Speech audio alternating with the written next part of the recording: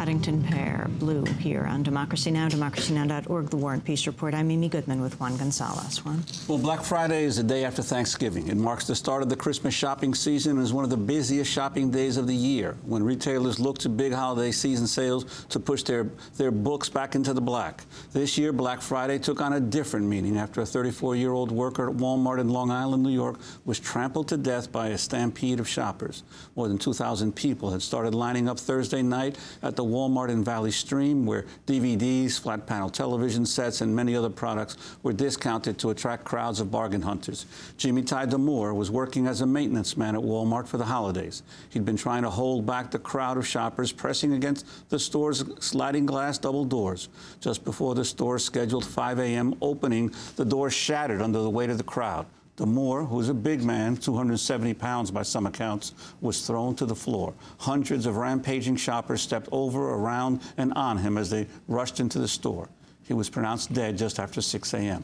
Witnesses Diana Garcia and Berenice Sierra were at Wal-Mart that morning and described what they saw. He was helping keep the door down because they were pushing it to break it down. He was helping it hold it in place. And he was asking everybody just to back off 4 feet. And nobody would listen, nobody. It was uncalled for. You know, they should have been here. They would have avoided a lot of fights, avoided his death. It was only one cop. And that cop, after he saw he couldn't deal with the crowd, he left. What is he to do? Everybody bum rushed to the door, had the door broken down just like last year. They should have been prepared for a new year on Black Friday. This gentleman just told us that the doors came off their hinges last year just the same way. A lot of the cashiers, they were in tears. They were in tears. A couple of them walked away. People were still shopping.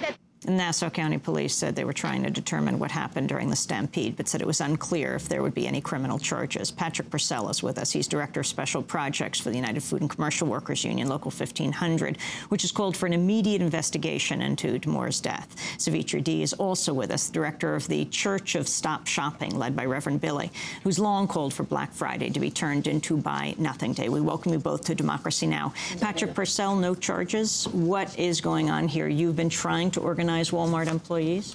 Well, our biggest effort has been to just basically try to get Wal-Mart to be more responsible. And this is just another example of a company that is irresponsible in the community. And any company out there would have been better prepared for what happened. There was hundreds of thousands of situations like this across the country, and none of them ended in somebody dying. This company knew what it was doing. It knew exactly what was going to happen. And, you know, to us, it's the retail equivalent of yelling fire in a crowded theater. They should have had more barriers. They should have had more security, and they didn't. So this, to us, is just another example of the blatant corporate irresponsibility that this company is equally as well known for as just their profits. And Savitra D., you've been campaigning around the issue of Black Friday and this consumerism for years now. Yes, we have. I see this death, this untimely death, as a time to enlarge the moment and look at how stores have protected American shoppers from violence. And companies like Walmart make it seem like there's no violence in the consumer cycle. This is a huge cycle of violence, beginning with resources extracted from the earth and ending with things returned to landfills and poisoning our water. So this moment is something we all have to enlarge. We have to look to it. We have to learn from it. We have to educate ourselves. And as citizens, we have to understand our culpability, but we also have to hold these corporations responsible. When they were trying to deal with the terrible death, there were reports, like this is from the New York Daily News One's paper, where that shoppers in the store were asked to leave by other store workers, some of them crying, some customers ignoring the pleas that they stop shopping, move to the front of the store and exit. Yeah, and one of the things that troubles me is obviously it was a chaotic situation. But what bothers me is I'm hearing more and more about the customers.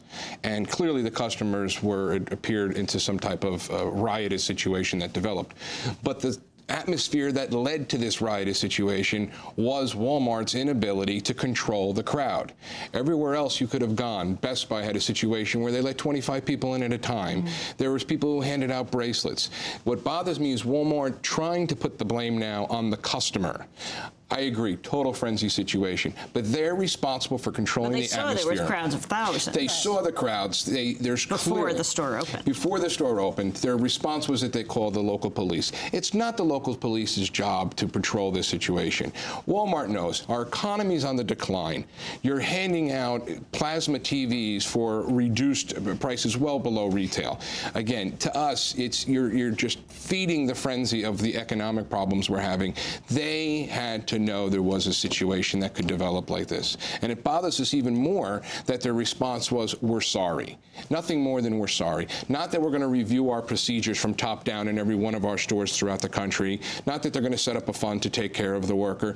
Their response was, we did the best we could. We're sorry. And that's a horrible response. We have to leave it there. Patrick Purcell, thanks for being with us, Director of Special Projects, United Food and Commercial Workers, Union Local 1500, and Savitri D., Director of the Church of Stop Shopping, led by Reverend Billy. This is it for our show. Our website, democracynow.org. I'm Amy Goodman with Juan Gonzalez. Thanks for joining us.